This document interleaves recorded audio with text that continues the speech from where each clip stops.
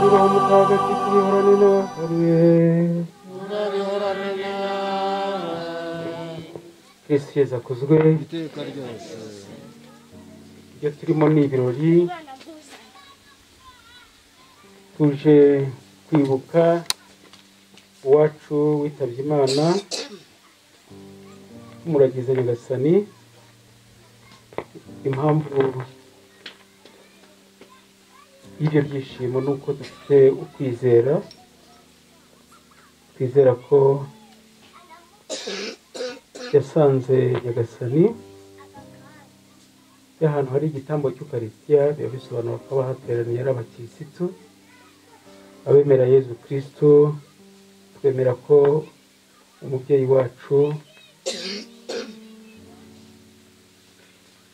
yakoze urugendo kuri iyi si rugana ijuru, kandi rukaba rwarashorejwe aho yahoraga yifuza kujya. Tugiye rero gutura iki gitambo cy'Ukarisitiya mu kwemera, dusabira n'abandi bose bapfuye. Muri iyi minsi hari benshi hirya no hino. Nyagasani abagirira impuhwe hamwe n'umubyeyi wacu Augustin Sabiyezi. Nimucyo tubanze twanga ibyaha byacu kugira ngo dushobore gutura iki gitambo cy'Ukarisitiya dufite umutima usukuye. Nemereye imbere y'Imana ishobora byose n'imbere yawe bavandimwe ko nacumuye rwose, ibyo natekereje, ibyo navuze, ibyo nakoze, n'ibyo niyemeje gutunganya, kuko naracumuye rwose. Iteka Imana yinga Mariya Mutagatifu mukiri iteka, n'abamarayika n'abatagatifu bose, namwe bavandimwe mumusabire kuri Nyagasani Imana yacu. Imana ishobora byose nitubabarire idukize ibyaha byacu, maze izatugeze mu bugingo bw'iteka. Nyagasani tubabarire. Kristu tubabarire. Nyagasani tubabarire. Dusabe. Dawe Mana ishobora byose, wowe wadukomeje ubigishije iyobera ry'umusaraba, kandi ukabitugenurira mu izuka ry'umwana wawe Yezu Kristo, turagusaba tukwinginga ngo ubohore umuyoboke wawe Augustin Sabiyeze ingoyi z'urupfu, maze ashobore kugira umwanya mu rugaga rw'intore zawe. Kubwa Yezu Kristo umwana wawe n'umwami wacu, Imana mubana mugategekana mu bumwe bwa Roho Mutagatifu, uko ibihe bihora bisimburana iteka.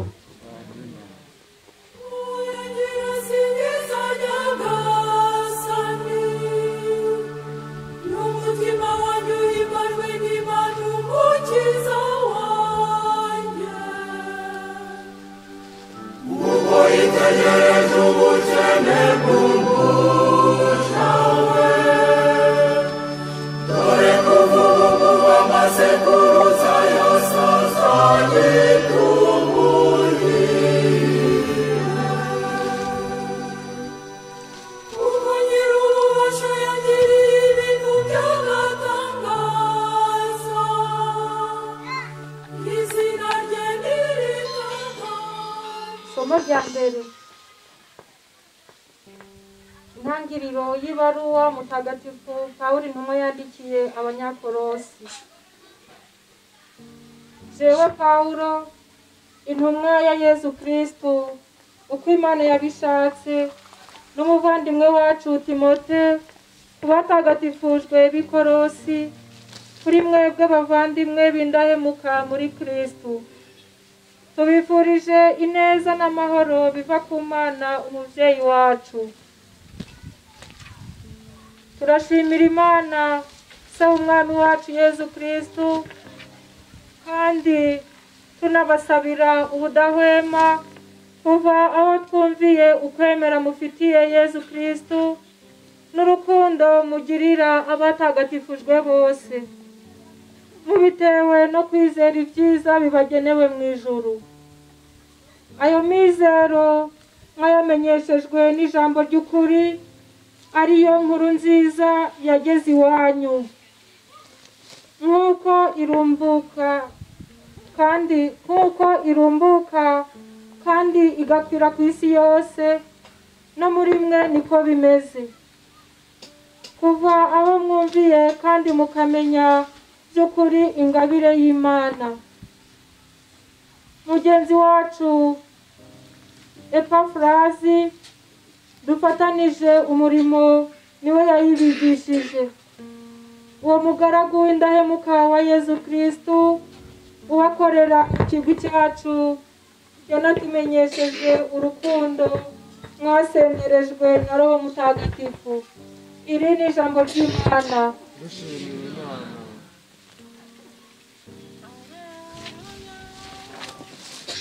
Turitabiriza Nyagasani, mpora nizeye ubuntu bwawe.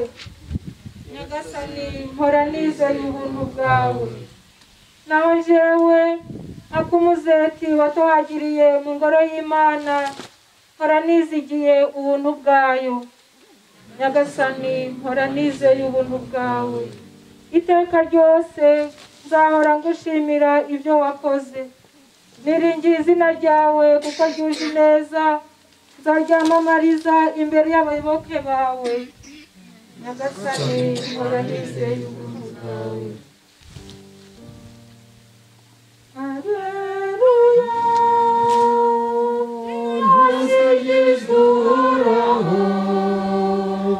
Umuremyi wa byose, ijambo rye rimurikira intambwe zanjye. Musingize Uhoraho, umuremyi wa byose, imbaraga zanjye nizikesha iteka. Alleluia. Musingize Uhoraho, umuremyi wa byose, ijambo rye rimurikira iteka intambwe zanjye.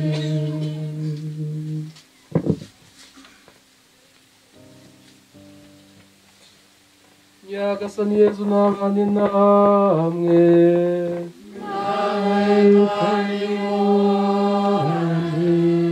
Amagambo mu Ivanjili ntagatifu uko yanditswe na Luka.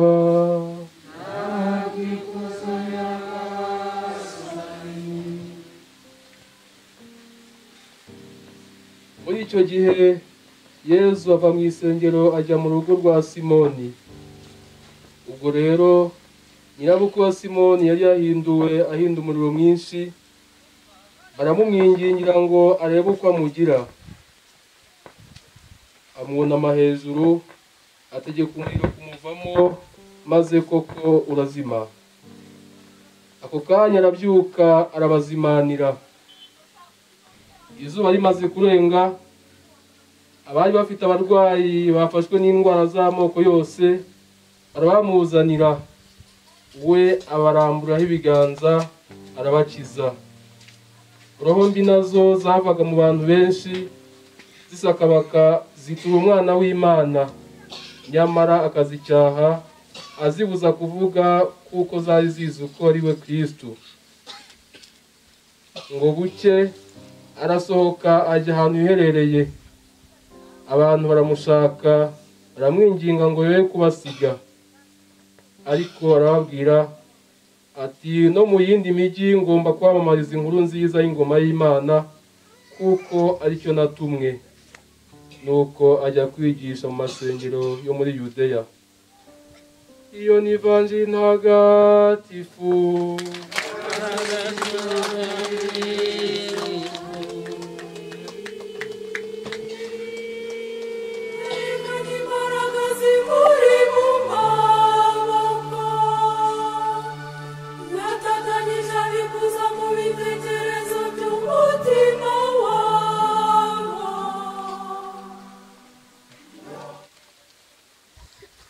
Mbanje gushimira Padiri mukuru wa Paruwasi ya Mwezi kuko ubundi iyi misa yariye, ariko kandi namusabye ko yanyemerera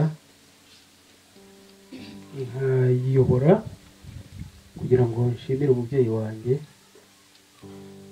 mu isengesho, nshimira ko yamfashe agahinja, umuntu agufashe mu biganza ubatizwa yaba ari umuntu ukomeye.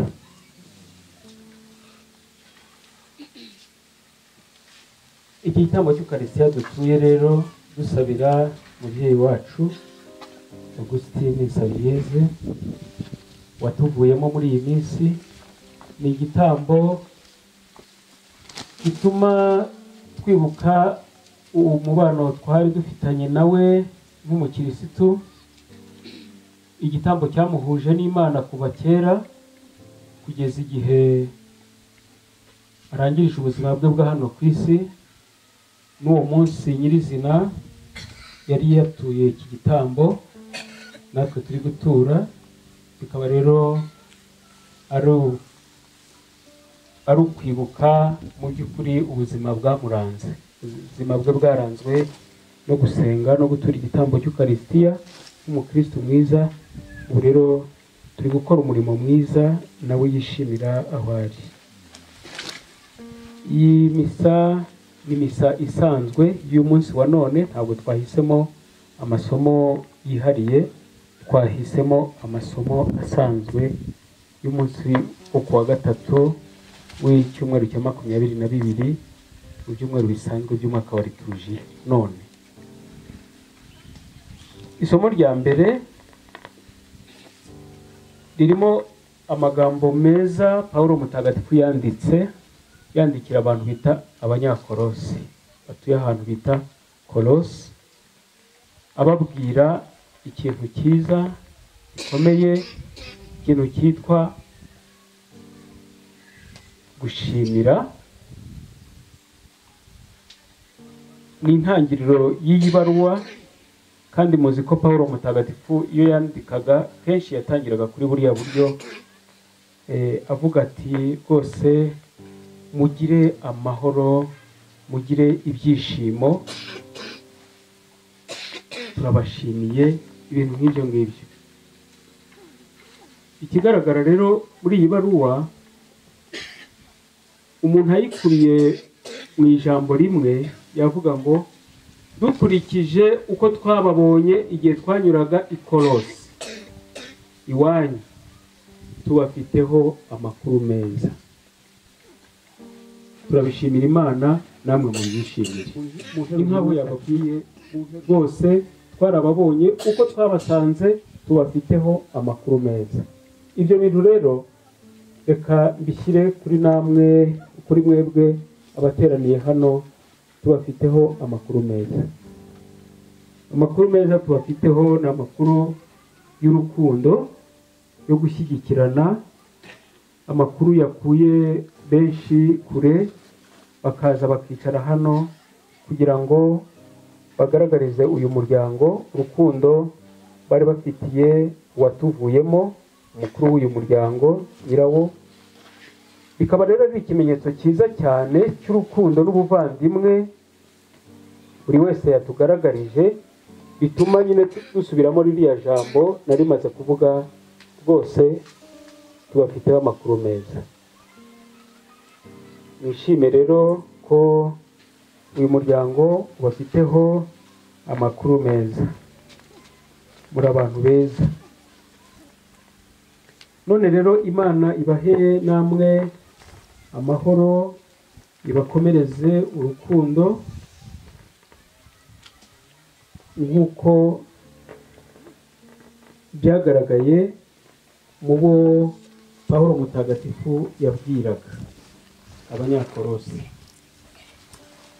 Ibyo ni isomo rya mbere, niyo nyigisho ya mbere iduha no kwishimira ko Nyagasani nawe ubwe yishimiye uko muhagaze muri iki gihe, mu rukundo, mu buvandimwe, mu bwihangane no gushyigikira uyu muryango. Naho rero isomo ry'ivanjiri icyo ryatubwiye ni amagambo Yezu Kristo yavugishije umwanditsi Luka, ariko nkayafatira gusa hariya asoza, aho Yezu avuga ngo no mu yindi migi ngomba kuhamamaza inkuru nziza y'ingoma y'Imana kuko ari cyo natumwe. Ukuntu byari byagenze kugira ngo avuge ayo magambo mwabyumvise. Yari yagiye kwa Simoni akiza nyirabukwe, arangije ajya no mu bandi bayoboke abamukurikiraga akiza amashitani. Mu yandi magambo, uwo munsi yari yakoze umurimo ukomeye wo gukiza indwara z'umubiri n'indwara za roho. Hanyuma abantu baranogerwa, barishima bati rwose igumira iwacu. Ariko arababwira ati oya, ntabwo nguma aha ngaha. Nubwo munyishimiye ngo nakoze ibitangaza, ariko reka njye no kubikora ahandi. Ubundi iyo umuntu akoze ikintu cyiza ukamwishimira, wifuza kumugumana. Mariya Madalena igihe ahuye na Yezu azutse, byaramurenze. Arebye ukuntu Yezu yazutse mu bapfuye, yumva rwose agize amarangamutima amubwira ngo rwose mwami wanjye, Rabuni, umwigisha. Ku mutima, Yezu yarebaga ku mutima we, abona ko Mariya Madalena ashaka ko bagumana, bakigumira aho ngaho, agakomeza kumwishimira, akishimira izuka. Yezu aramubwira ati oya, ntushake kungumana, ngomba kujya kwa data. Mu buzima bwacu rero, umuntu watunyuze cyangwa se ikintu cyatunyuze, twifuza kukigumana. Ndetse rwose ikizakubwira umuntu cyangwa se ikintu cyakunyuze, kikuremamo ya mvugo ishyiramo ngo ange. Iyo umwana yakunyuze mu rugo bigenda biti, ubusanzwe umwita ngo wa mwana, aba ameze nk'umwana, aba ari umwana nk'abandi. Ariko iyo utangiye ko ngo mwana wanjye, nuko bayatangiye kukubera umwana mwiza. Mwana wanjye. Umugore yakunyura, umugore wanjye. Wajya no mu bandi ukamwiratana ngo ngeweho umugore wanjye. Umugabo yakunyura, wajya mu bandi bagore ngo umugabo wanjye. Niko bigenda. Iyo atarakunyura, iyo atarakubera umuntu mwiza, ntabwo iyo ange iza, umwita ubonetse wese, umwita mu izina, cyangwa se ukavuga ngo uwo mugabo nyamugabo yagiye mu murima. Ese muje gushaka umugabo mwene wanyu? Ariko iyo akubereye umugabo mwiza, kenshi uvuga ngo umugabo wanjye, ange, mwana wanjye, umugore wanjye, inshuti yanjye, kubera ko yakunyuze. Ako kantu rero tukigiramo, ni akantu Imana yaturemanye kw'icyiza cyagushimishije, wifuza ko kibi cyawe. Ni nayo mpamvu rero hariya Abayisiraheli, Abayahudi bo mu gihe cya Yezu, babonye ukuntu ari akiza indwara z'amoko yose, ari umuntu w'umunyabitangaza, bati yaba warugumanye natwe. Yezu yabashubije ngo iki? Oya, reka njye no mu yindi migi. Kubera iki? Kubera ko ubundi usibye ako kantu twebwe katubamo ko kwikunda, twiharira ibyadushimishije, ariko ubundi Imana yanaremye ikintu cyiza gituma icyiza gisangirwa.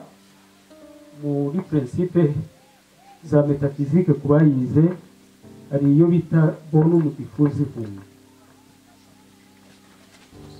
bisobanura ngo icyiza kirasangirwa.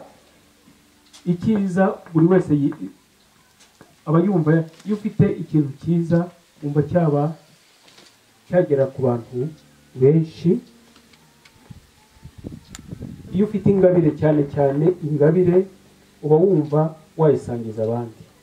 Ikintu cyiza rero gifite ibyo bintu bibiri, ni uko abakibonye bifuza kukiharira kubera kwikunda, ariko ubwacyo kiba cyifitemo kamere yo gusangirwa. Icyo ni ikintu gikomeye rero, kugira ngo tutikunda tujye dusaba Imana buri gihe ngo Nyagasani ibyiza dutunze ntitukabyiharire, yewe rwose n'abantu beza dutunze ntitukabiharire, ahubwo ineza yabo ijya igera kuri benshi bashoboka. Ndetse twagera no ku byo turi kwibuka ubu ngubu, uwo twakundaga, uwo twabanaga nawe, ntabwo bikwiye ko tumwiharira, kuko n'ijuru riramukeneye, n'Imana iramukunda, Imana iramukeneye. Twigizemo rero uwo mutima wo gusangira ibyiza, ubundi nta ndishyi ku mutima twagira igihe Nyagasani yifuje gusangira natwe ibyiza dufite. Ndetse n'ibintu bisanzwe mujya mubona ko iyo umuntu yejeje, yari umuntu muzima, aravuga ati ntabwo ndya njyenyine, ndasangira n'abandi. Umuntu agatanga ituro cyangwa se agafata ibyo kurya atunze agaha abakene, cyangwa se agasangira n'abandi muri rusange. Ibi rero nibyo Yesu ashaka kutwigisha. Nimureke njye no mu yindi migi, naho mbigishe, kubera ko ari cyo nahamagariwe, nicyo cyanzanye. Nyagasani Imana waturemye agashyira muri kamere y'icyiza kiturimo gusangirwa no gukwira, aturinda umutima wikunda, umutima wizirika ku byacu bikarangirira aho ngaho.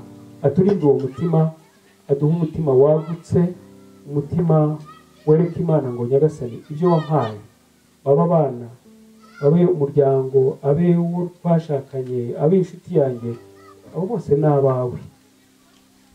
Ibyiza byabo turabisangiye, sinkikunde ngo nkabye, ahubwo njye menya ko icyiza wampaye ubundi se ntigikomeza kuba icyawe. Ubundi ko twatijwe, twarahawe, twaragabiwe, twaratijwe.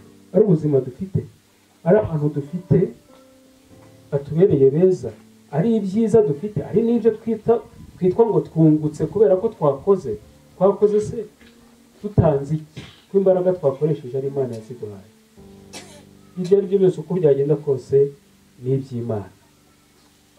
Twunguke rero muri iri jambo umuco wo gusangira no kumenya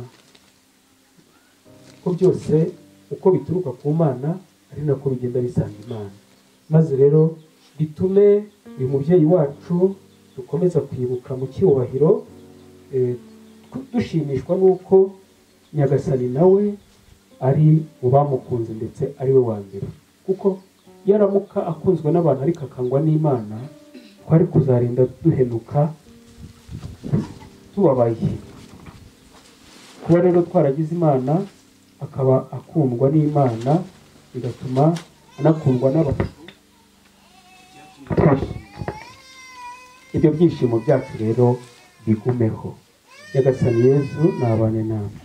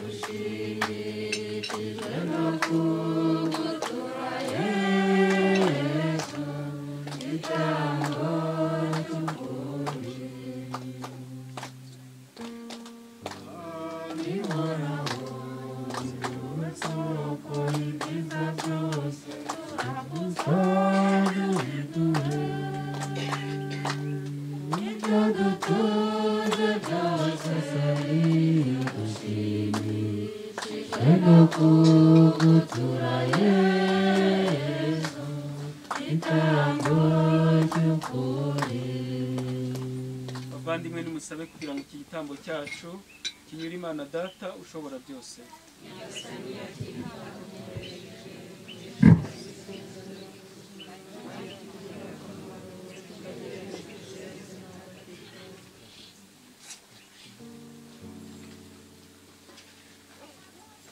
Nyagasani Mana yacu turakwinginze, gira impuhwe ubabarire umuyoboke wawe Agustini, ari nawe twaguturiye iki gitambo kigusingiza. Turagusaba twiyoroheje ngo ugirire iki gitambo cyo kukwitwaraho, maze umuhe kuzuka agira ubugingo bw'iteka ubwa Kristo umwami wacu. Nyagasani Yesu nabane namwe.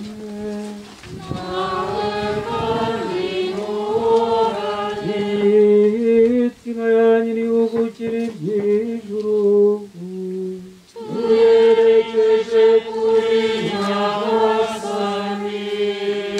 Dushimire Nyagasani Imana yacu. Biramwiye kandi biratunganye. Ni koko birakwiye kandi biratunganye, ni ngombwa kandi birimo agakiza ko tugushimira iteka n'ahantu hose Nyagasani dawe nyiri ubutagatifu, Mana ishobora byose ugahora witeka ku bwa Kristo umwami wacu. Ubwo yemeye gupfa ari umwe kugira ngo twese duhonoke urupfu, kandi yemeye gutanga ubuzima bwe kugira ngo twese duhore turi abawe. Nicyo gitumye twifatanya n'urugaga rw'abamarayika ngo tugusingize twishimye, tuvuga ubudahwema tuti nyir'ubutagatifu, nyir'ubutagatifu, nyir'ubutagatifu, Nyagasani Imana umutegetsi w'ingabo. Ijuru ryuzuye ikuzo ryawe, nahabwe impundu mu ijuru. Asingizwe uje mu izina rya Nyagasani, nahabwe impundu mu ijuru.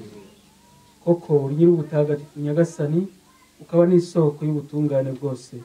None rero umubyeyi wacu, turagusaba gusakaze roho wawe kuri aya maturo, maze uyatagatifuze kugira ngo ahinduke atubere umubiri n'amaraso ya Yezu Kristo umwami wacu.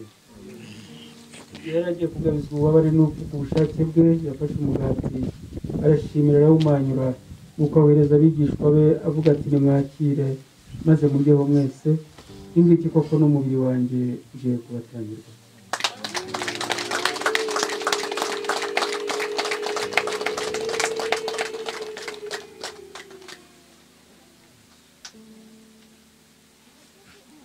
Nk'uko yari amaze kubigenza barangije kurya, afata inkongoro nanone arashimira, nuko ayihereza abigishwa be avuga ati nimwakire maze munyweho mwese, iyi ngiyi kuko ni inkongoro y'amaraso yanjye y'isezerano rishya kandi rizahoraho iteka, agiye kumenerwa mwebwe n'abandi bose kugira ngo mugirirwe imbabazi z'ibyaha.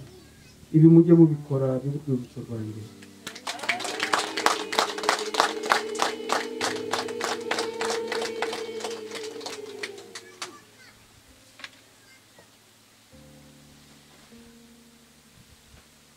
Iri ni iyobera rikomeye ry'ukwemera.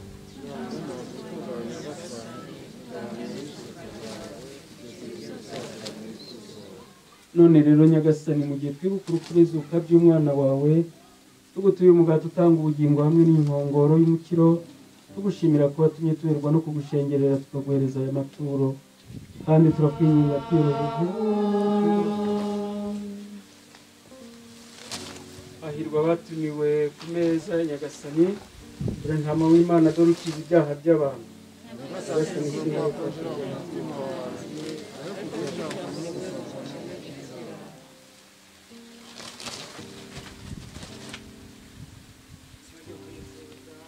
Yesu mukiza wanjye Imana ndakwifuza